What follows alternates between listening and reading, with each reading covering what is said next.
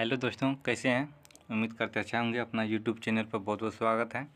चलिए आज लेके चले हैं हम ITI फीटर ट्रेड थ्योरी, वो भी सेकेंड ईयर का। ठीक, सेकेंड ईयर के लेके चले हैं ट्रेड थ्योरी का। ठीक ठीक फर्स्ट ईयर में तो सेमेस्टर 1 और सेमेस्टर 2 होगा, सेकेंड ईयर में सेमेस्टर 3 और सेमेस्टर 4 होगा। तो आज हम सेमेस्टर 3 स्टार्ट करने वाले हैं, वो भी नीमी पैटर्न पर आधारित है। आजकल एग्जाम में नीमी पैटर्न पर ही पूछा जाता है अधिकतर क्वेश्चन।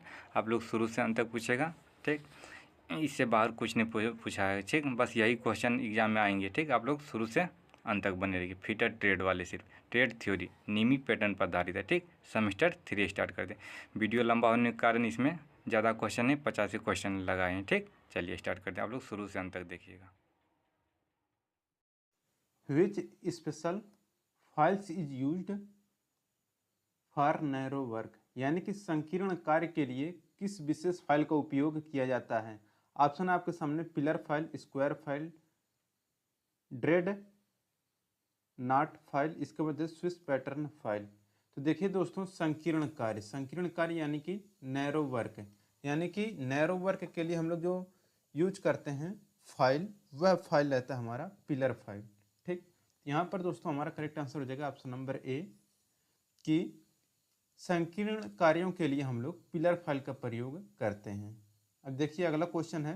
अगला क्वेश्चन यहाँ पर कह रहा है कि why slot are provided in the slotted castle nut, यानी कि स्लॉटेड कैसल नट में स्लॉट क्यों दिए जाते हैं। तो देखिए स्लॉटेड कैसल नट में जो स्लॉट दिए जाते हैं वो इसलिए दिए जाते हैं ताकि स्प्लिट पिन को फिक्स किया जा सके। ठीक, तो यहाँ पर आपका करेक्ट आंसर क्या हो जाएगा option number A.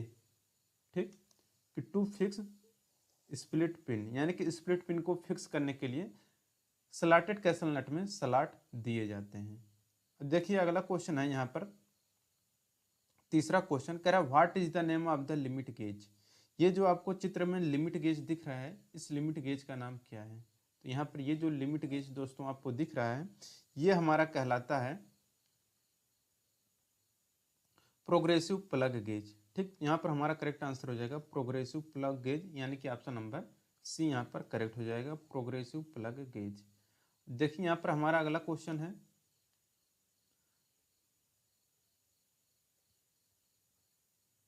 What is the name of the gauge. चौथा क्वेश्चन कह रहा है कि ये जो फिगर आपको दिख रहा है ये कौन सा गेज है। तो देखिए दोस्तों, ये जो आपको गेज दिख रहा है ये हमारा कहलाता है रिंग गेज। यहाँ पर हमारा ए आंसर करेक्ट हो जाएगा, रिंग गेज। पांचवा क्वेश्चन है कि which gauge is use to check the gap between the mating part, यानी कि मिलने वाले भागों के बीच गैप की जांच करने के लिए हम लोग किस प्रकार के गेज का प्रयोग करते हैं। ऑप्शन है slip gauge, plug gauge, filler gauge, radius gauge. तो देखिए दोस्तों कि कोई भी अगर दो पार्ट हैं, अगर उसके बीच में अगर गैप है तो उस गैप को नापने के लिए या जांच करने के लिए हम लोग जो गेज प्रयोग करते हैं वो हमारा गेज रहता है फिलर गेज। यहाँ पर हमारा सी आंसर करेक्ट हो जाएगा, फिलर गेज। ठीक, तो फिलर गेज यहाँ पर करेक्ट आंसर हो जाएगा। अब देखिए यहाँ पर छठा क्वेश्चन है कि which material is use to clean the slip gauge, यानी कि स्लिप गेज को साफ करने के लिए किस मटेरियल का उपयोग किया जाता है। तो देखिए स्लिप गेज को साफ करने के लिए हम लोग जो मटेरियल यूज करते हैं वह रहता है हमारा कार्बन टेट्राक्लोराइड। तो कार्बन टेट्राक्लोराइड का प्रयोग हम लोग करते हैं स्लिप गेज को साफ करने के लिए। तो यहाँ पर 6 का डी आंसर करेक्ट हो जाएगा। अब देखिए यहाँ पर सातवां क्वेश्चन है कि which material is to wash off the lapping plate after charging, किस सामग्री को चार्ज करने के बाद लैपिंग प्लेट को धोना है। तो देखिए जिस सामग्री को चार्ज करने के बाद लैपिंग प्लेट को धोना होता है वो रहता है हमारा केरोसिन का तेल। तो यानी कि मिट्टी के तेल को हम लोग यूज करते हैं चार्ज करने के बाद लैपिंग प्लेट को धोने के लिए। ठीक, यहाँ पर सातवें का यहाँ पर बी आंसर करेक्ट हो जाएगा। अब देखिए यहाँ पर आठवां क्वेश्चन कह रहा है कि which material is use to protect slip gauge, यानी फ्रॉम रस्ट, यानी कि स्लिप गेज को जंग से बचाने के लिए किस सामग्री का उपयोग किया जाता है। देखिए स्लिप गेज को जंग से बचाने के लिए हम लोग जो सामग्री यूज करते हैं वह मटेरियल हमारा रहता है पेट्रोलियम जेली। तो पेट्रोलियम जेली का प्रयोग हम लोग करते हैं स्लिप गेज को जंग से बचाने के लिए। अब देखिए यहाँ पर 9वां क्वेश्चन है कि what is the procedure to built up the slip gauge for particular dimension, यानी कि विशेष आयाम के लिए स्लिप गेज का निर्माण करने की प्रक्रिया क्या होती है। ऑप्शन है start ringing with the largest slip gauge, यानी कि सबसे बड़ी स्लिप गेज के साथ रिंगिंग शुरू करें। बी है maximum number of block, C है आपका built with edge with grade 0 accuracy, और डी है यहाँ पर grade start bringing with the small slip gauge. तो देखिए विशेष आयाम के लिए स्लिप गेज को निर्माण करने की जो प्रक्रिया होती है वह रहता है दोस्तों कि start ringing with the larger slip gauge, यानी कि सबसे बड़ी स्लिप गेज के साथ रिंगिंग शुरू करें। ठीक, तो 9 का यहाँ पर ए आंसर करेक्ट हो जाएगा। अब देखिए यहाँ पर 10वां क्वेश्चन है, what is the name of the gauge. चित्र में ये जो आपको गेज दिख रहा है दोस्तों, ये कौन सा गेज है। तो देखिए दोस्तों ये जो गेज है, ऑप्शन है आपके सामने कि plain slip gauge, thread slip gauge, thread pitch gauge, इसके बाद एडजस्टेबल स्निप गेज। तो देखिए दोस्तों ये जो है आपका फिगर, ये हमारा कहलाता है एडजस्टेबल स्निप गेज। तो यहाँ पर हमारा डी आंसर करेक्ट हो जाएगा, adjustable snip gauge. 11 number question है कि which finishing process have a high degree of dimensional accuracy. किस फिनिशिंग प्रक्रिया में डायमेंशनल एक्यूरेसी की हाई डिग्री होती है। तो देखिए जिस फिनिशिंग प्रक्रिया में डायमेंशनल एक्यूरेसी की हाई डिग्री होती है वह रहता है दोस्तों हमारा लैपिंग। तो लैपिंग यहाँ पर हमारा डी आंसर करेक्ट हो जाएगा। ठीक, 12 नंबर क्वेश्चन है कि which is the abrasive used for lapping soft steel and non ferrous metal, यानी कि किस अपघर्षक यानी कि अब्रेसिव का उपयोग हम लोग नरम इस्पात और अलाव धातुओं के लैपिंग के लिए करते हैं। ऑप्शन है देखिए आपके सामने, सिलिकॉन कार्बाइड है, डायमंड है, बोरान कार्बाइड और फ्यूज्ड एल्यूमिना है। तो देखिए जिस अपघर्षक का उपयोग नरम इस्पात और अलाव धातुओं के लैपिंग के लिए प्रयोग करते हैं वह हमारा रहता है कि फ्यूज्ड एल्यूमिना। तो फ्यूज्ड एल्यूमिना यहाँ पर ऑप्शन नंबर डी करेक्ट हो जाएगा। अब देखिए 13 नंबर क्वेश्चन यहाँ पर कह रहे हैं कि why groove are provided on the surface of the lapping plate. Lapping plate की सतह पर ग्रूव्स क्यों प्रदान किए जाते हैं। तो देखिए लैपिंग प्लेट की सतह पर जो ग्रूव प्रदान किए जाते हैं वह प्रदान किए जाते हैं कि टू रिटेन द अब्रेसिव, यानी कि अपघर्षक को बनाए रखने के लिए लैपिंग प्लेट की सतह पर ग्रूव्स प्रदान किए जाते हैं। तो 13 के यहाँ पर सी आंसर करेक्ट हो जाएगा। 14 नंबर का क्वेश्चन है कि what is the method of surface hardening, यानी कि सरफेस हार्डनिंग करने की ये जो आपको प्रक्रिया दिख रही है यह कौन सी प्रक्रिया है। तो देखिए ये जो प्रक्रिया है यह कहलाता है हमारा, देखिए क्या है कि ये सभी तरह से चारों तरफ से पैक है तो हमारा कहलाता है पैक कार्बोराइजिंग। यहाँ पर बी आंसर करेक्ट हो जाएगा, पैक कार्बोराइजिंग। तो 14 का यहाँ पर बी आंसर करेक्ट हो जाएगा। देखिए 15 नंबर का भी यहाँ पर क्वेश्चन कह रहा है कि what is the method of surface hardening. ये जो चित्र में आपको दिख रहा है ये सरफेस हार्डनिंग करने की कौन सी विधि है। ठीक, तो यहाँ पर देखिए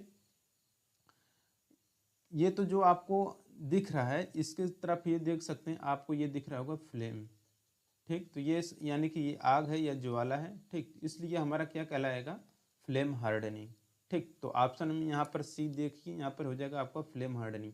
अभी एक क्वेश्चन आगे और आएगा जिसमें ये फ्लेम नहीं रहेगा तो वो क्या कहलाएगा वो हम आपको आगे बताएंगे। ठीक, तो देखिए इसमें आग है तो हमारा क्या हो जाएगा, फ्लेम हार्डनिंग। देखिए 16 नंबर क्वेश्चन है, what is the name of the heat treatment process for heating at hardened steel to a temperature below 400 degree Celsius followed by the cooling, यानी कि 400 डिग्री सेल्सियस के नीचे के तापमान पर कठोरीकृत स्टील को पुनः गर्म करके फिर ठंडा करने के लिए किया गया ऊष्मा उपचार प्रक्रिया क्या कहलाता है। तो देखिए दोस्तों अगर 400 डिग्री सेल्सियस से नीचे के तापमान पर कठोरीकृत स्टील है, अगर उसको हम लोग पुनः करके फिर ठंडा करते हैं तो ऊष्मा उपचार की जो प्रक्रिया कहलाती है वह प्रक्रिया कहलाता है हमारा टेम्परिंग। तो यहाँ पर इसका सी आंसर करेक्ट हो जाएगा, टेम्परिंग। ठीक, चलते हैं अगले क्वेश्चन पर। 17 नंबर क्वेश्चन कर रहे हैं, why the tempering process carried out in the steel, यानी कि स्टील में टेम्परिंग प्रक्रिया क्यों की जाती है। तो देखिए दोस्तों स्टील में जो टेम्परिंग प्रक्रिया की जाती है वह इसलिए किया जाता है to regulate the hardness and toughness, यानी कठोरता और टफनेस को रेगुलेट करने के लिए हम लोग स्टील में टेम्परिंग प्रक्रिया करते हैं। तो 17 के यहाँ पर डी आंसर करेक्ट हो जाएगा। अब 18 नंबर का क्वेश्चन कह रहा है कि what is the purpose of annealing in steel, यानी कि स्टील में अनीलिंग करने का उद्देश्य क्या होता है। तो देखिए स्टील में अनीलिंग करने का जो उद्देश्य रहता है वो रहता है हमारा कि to relieve the internal stress, यानी कि आंतरिक स्ट्रेस, यानी कि आंतरिक स्ट्रेस को दूर करने के लिए हम लोग यूज करते हैं। ठीक, देखिए 19 नंबर क्वेश्चन है, what is the name of the key. ये जो आपको चित्र में की दिख रहा है ये हमारा कौन सा की है। ठीक, तो देखिए दोस्तों ये जो की है ये हमारा कहलाता है फीदर की। तो फीदर की यहाँ पर ऑप्शन नंबर बी करेक्ट हो जाएगा, 19 का बी आंसर। 20 नंबर क्वेश्चन कह रहा है कि what is the purpose of की, यानी कि कुंजी का उद्देश्य क्या होता है। तो देखिए दोस्तों, कुंजी का जो मेन उद्देश्य होता है वो रहता है कि टू ट्रांसमिट टार्क, यानी कि टार्क को संचारित करने के लिए हम लोग की यानी कि कुंजी का प्रयोग करते हैं, ताकि वो कुंजी लगाने से क्या होता है कि जो भी दो पार्ट एक दूसरे से असेंबल होते हैं वो आपस में स्लिप नहीं करते हैं, जिसकी सहायता से टार्क को हम लोग संचारित कर सकते हैं। ठीक, अब देखिए 21 नंबर का क्वेश्चन है, what is the ratio of कीवे taper. तो कीवे टेपर जो होता है उसका रेशियो कितना होता है। तो देखिए ये जो रेशियो होता है दोस्तों वो होता है 1:100 का। निम्न ने इसी को सही माना है। ठीक, तो निम्न के अनुसार आपको 1:100 का अनुपात यहाँ पर लगा के आना है। आप लोग लाइक और शेयर कर दीजिए तब तक। प्रोवाइड किया गया है। अब देखिए 22 नंबर का क्वेश्चन है, what is the name of the key. ये जो आपको चित्र में की दिख रहा है ये कौन सा की है। तो देखिए दोस्तों 22 नंबर का जो क्वेश्चन में आपको की दिख रहा है ये जो की है, ठीक, ये की जो है ये हमारा कहलाता है टेपर संक की। यहाँ पर देखेंगे अगर तो यहाँ पर कुछ इस तरह से आपको ये फिगर दिख रहा होगा, ये टेपर है, संक की है। ठीक, यहाँ पर देख सकते हैं ये आपका चौड़ा है, यहाँ पर देख सकते इधर पतला है तो इधर मोटा है, इसलिए क्या कहलाता है हमारा टेपर संक की। ठीक, अब देखिए यहाँ पर 23 नंबर का क्वेश्चन कह रहा है कि which type of metal screw useful for self tapping on hard और ब्रिटल मटेरियल। कठोर या भंगुर सामग्री पर स्व टैपिंग के लिए किस प्रकार के मेटल स्क्रू उपयोग की जाती है। तो देखिए कठोर या भंगुर सामग्री व स्व टैपिंग के लिए जिस प्रकार के हम लोग मेटल स्क्रू का प्रयोग करते हैं वो रहता है हमारा थ्रेड कटिंग। तो यहाँ पर 23 का भी आंसर करेक्ट हो जाएगा, थ्रेड कटिंग। 24 नंबर क्वेश्चन है, what is the advantage of wing nut. Wing nut का उपयोग हम लोग कहाँ पर करते हैं, या विंग नट प्रयोग करने का लाभ क्या है। तो देखिए विंग नट उपयोग करने का जो लाभ होता है वो रहता है कि loose and tightened without wrench, यानी कि ढीला और कस को रिंच के बिना, यानी ठीक, यानी कि बिना रिंच के हम लोग उसे लूज और टाइट कर सकते हैं, इसीलिए हम लोग वहाँ पर विंग नट का प्रयोग करते हैं। ढीला और कस को रिंच के बिना, ये गलत लिखा है हिंदी, ठीक, यानी कि यहाँ पर ढीला और कस सकते हैं रिंच के बिना, यानी कि रिंच के बिना हम लोग ढीला कर सकते हैं और कस भी सकते हैं, इसलिए हम लोग वहाँ पर विंग नट का उपयोग करते हैं। ठीक, हिंदी यहाँ पर गलत दिया है, इंग्लिश सही दिया है कि chosen and लूजन and tightened without wrench, यानी कि रिंच के बिना हम लोग उसे लूज कर सकते हैं और टाइट भी कर सकते हैं, इसलिए हम लोग वहाँ पर विंग नट का प्रयोग करते हैं। अब देखिए 25 नंबर क्वेश्चन है, what is the name of the gauge. देखिए 25 नंबर में कह रहा है कि जो चित्र में आपको ये गेज दिख रहा है ये कौन सा गेज है। तो देखिए दोस्तों ये जो गेज आपको दिख रहा है ये हमारा कहलाता है रेडियस गेज। तो त्रिज्या गेज यहाँ पर हमारा करेक्ट आंसर हो जाएगा। ठीक, अब देखिए यहाँ पर 26 नंबर क्वेश्चन है कि which gauge is used to check the accuracy and external thread. बाहरी चूड़ी की सटीकता की जांच करने के लिए किस प्रकार के गेज का उपयोग किया जाता है। तो देखिए बाहरी चूड़ी की सटीकता की जांच करने के लिए जो चूड़ी यूज की जाती है वह चूड़ी रहती है आपका थ्रेड रिंग गेज। तो थ्रेड रिंग गेज का प्रयोग हम लोग करते हैं। तो 26 का यहाँ पर भी आंसर करेक्ट हो जाएगा। 27 नंबर क्वेश्चन है कि what is the instrument used in measuring external diameter. बाहरी व्यास को मापने के लिए किस उपकरण का उपयोग किया जाता है। तो देखिए दोस्तों बाहरी व्यास को मापने के लिए हम लोग जो उपकरण यूज करते हैं वो हमारा रहता है कि पेयर ऑफ स्पेशल जा बाय यूजिंग स्लिप गेज, यानी कि स्लिप गेज का उपयोग करके विशेष जबड़े की जोड़ी। तो यहाँ पर हमारा 27 का डी आंसर करेक्ट हो जाएगा। 28 नंबर का क्वेश्चन यहाँ पर कह रहा है कि स्लिप गेज ए की ऊंचाई ज्ञात कीजिए। साइन ए का मान दिया है, साइन 25 डिग्री का मान दिया है 0.4226। ठीक, तो देखिए दोस्तों यहाँ पर ये जो है आपका करेक्ट आंसर यहाँ पर जो होगा वो होगा आपका कि 84.52 mm।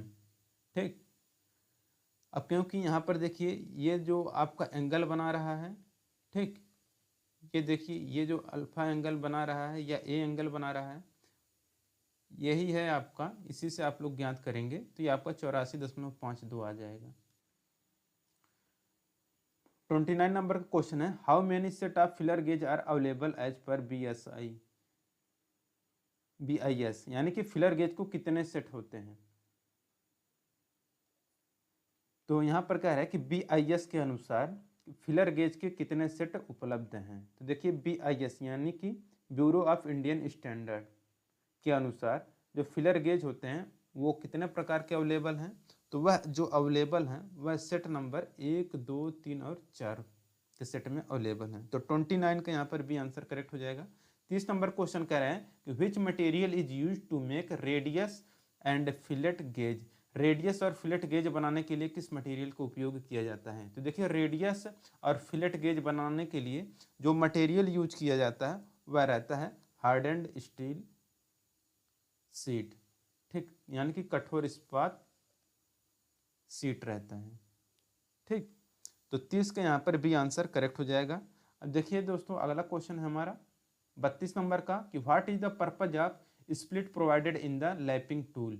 लैपिंग टूल में प्रदान किया गया स्प्लिट का उद्देश्य क्या होता है। तो देखिए लैपिंग टूल में प्रदान किया गया जो स्प्लिट रहता है उसको प्रयोग करने का जो मेन उद्देश्य रहता है वो रहता है फॉर एक्सपेंशन, यानी कि विस्तार करने के लिए हम लोग लैपिंग टूल में स्प्लिट का प्रयोग करते हैं, ठीक।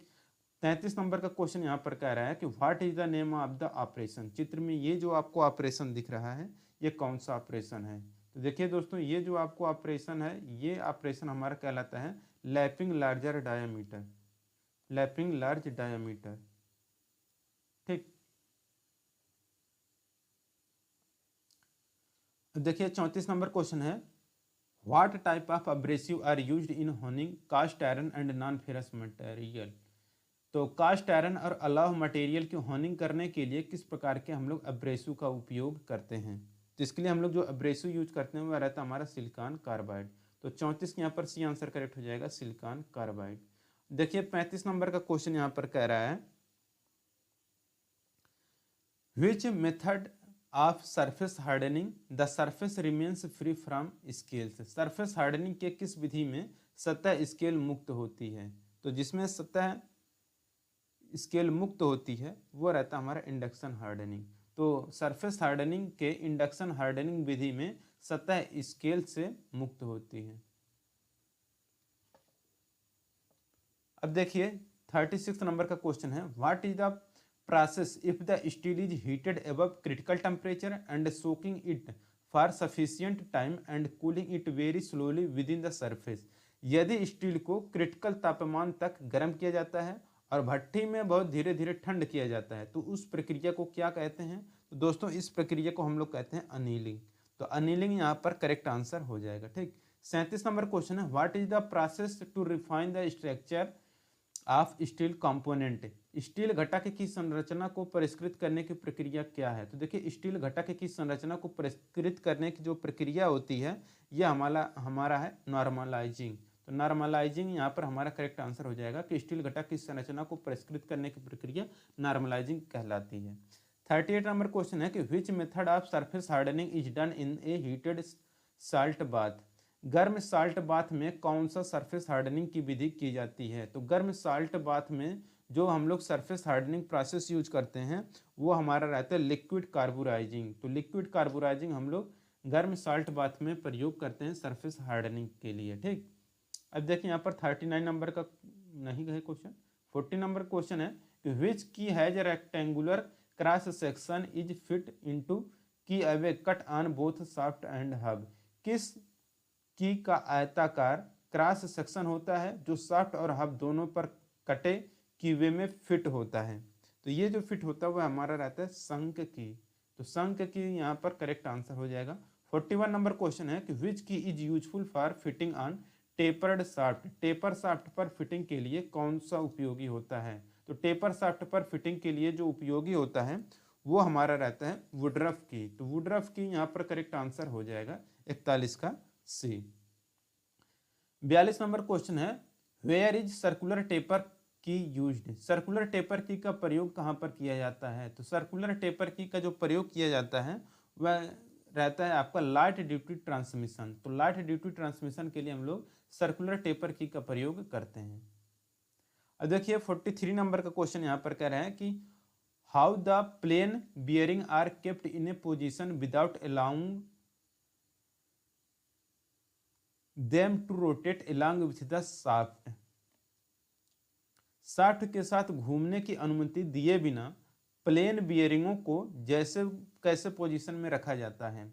Bye clamp, by bolt and nut, by key or screw, by locking device. तो शाफ्ट के साथ घूमने की अनुमति दिए बिना प्लेन बियरिंगों को जिस पोजीशन में हम लोग रखते हैं वो रहता है कि की या स्क्रू द्वारा, बाई की या स्क्रू। यहाँ पर करेक्ट आंसर हो जाएगा। 44 नंबर क्वेश्चन कह रहा है कि what is the name of the key. चित्र में ये जो आपको की दिख रहा है ये कौन सा की है? तो दोस्तों ये जो की है ये हमारा कहलाता है फ्लैट सैडल की। 44 का यहाँ पर ये आंसर करेक्ट हो जाएगा, फ्लैट सैडल की। 45 नंबर क्वेश्चन है what is the name of the key. ये जो आपको की दिख रहा है ये हमारा कौन सा की कहलाता है? तो देखिए दोस्तों यहाँ पर ये जो की कहलाता है हमारा कहलाता है गिव हेड की। तो गिव हेड की ऑप्शन नंबर सी यहाँ पर करेक्ट हो। यहाँ पर अगला क्वेश्चन है 46 नंबर का, what is the file for lock repair and filling hard notches in key. ताले की मरम्मत और चाबियों में हार्ड नॉच की फाइलिंग करने के लिए किस फाइल का उपयोग किया जाता है? तो इसके लिए किया जाता है वार्डिंग फाइल। तो वार्डिंग फाइल का प्रयोग हम लोग ताले की मरम्मत और चाबियों में हार्ड नॉच की फाइलिंग करने के लिए प्रयोग करते हैं। 47 नंबर का क्वेश्चन कह रहा है यहाँ पर what is the name of the screw. चित्र में ये जो आपको स्क्रू दिख रहा है ये किस प्रकार का स्क्रू है? तो ये जो स्क्रू है हमारा ड्राइवर स्क्रू कहलाता है। तो 47 के यहाँ पर बी आंसर करेक्ट हो जाएगा, ड्राइवर स्क्रू। अब देखिए यहाँ पर 48 नंबर का क्वेश्चन है what is the advantage of lock washer. Lock washer का क्या फायदा है? तो लॉक वाशर का जो फायदा है वो है आपका कि prevent bolt or nut from loosing under vibration, यानी कि कंपन के कारण बोल्ट या नट को ढीला होने से रोकना होता है लॉक वाशर का फायदा। अब देखिए 49 नंबर का क्वेश्चन है what is the name of the screw driver. चित्र में ये जो आपको स्क्रू ड्राइवर दोनों दिख रहा है ये किस प्रकार का स्क्रू ड्राइवर है? तो देखिए दोस्तों ये जो आपको स्क्रू ड्राइवर दिख रहा है ये हमारा कहलाता है ऑफसेट स्क्रू ड्राइवर। तो ऑफसेट स्क्रू ड्राइवर है, यहाँ पर देख सकते हैं एक यहाँ पर है तो इसका एक इस डायरेक्शन से यहाँ पर इस डायरेक्शन में है, तो ये हमारा ऑफसेट स्क्रू ड्राइवर कहलाता है। 50 नंबर का क्वेश्चन यहाँ पर कह रहा है कि what is the name of the locking device. ये जो आपको लॉकिंग डिवाइस दिख रहा है यहाँ पर आप लोग देख सकते हैं ये किस प्रकार का लॉकिंग डिवाइस है? तो ये जो आपको लॉकिंग डिवाइस दिख रहा है ये हमारा कहलाता है स्प्रिंग वाशर। ये हमारे स्प्रिंग वाशर का फिगर है। ठीक है फ्रेंड, आज की सेवा यहीं तक। वीडियो लंबा होने के कारण यहीं पर स्टॉपेज करते हैं 50 क्वेश्चन तक। ठीक, आप लोग लाइक शेयर सब्सक्राइब कर दीजिए। वीडियो कैसे लगा ग्रुप में कमेंट करके बता दीजिएगा, इसलिए हम क्लास 2 भी निकाल सके 51 से आगे का क्वेश्चन। ठीक, चलिए आप लोग शुरू से अंत तक देख लीजिएगा। लाइक शेयर एंड सब्सक्राइब कर सभी ग्रुप में शेयर कर दीजिए। ठीक, कमेंट कर दीजिएगा कैसा लगा वीडियो। चलिए ठीक, नेक्स्ट क्वेश्चन के लिए। ठीक, चलिए ओके बाय।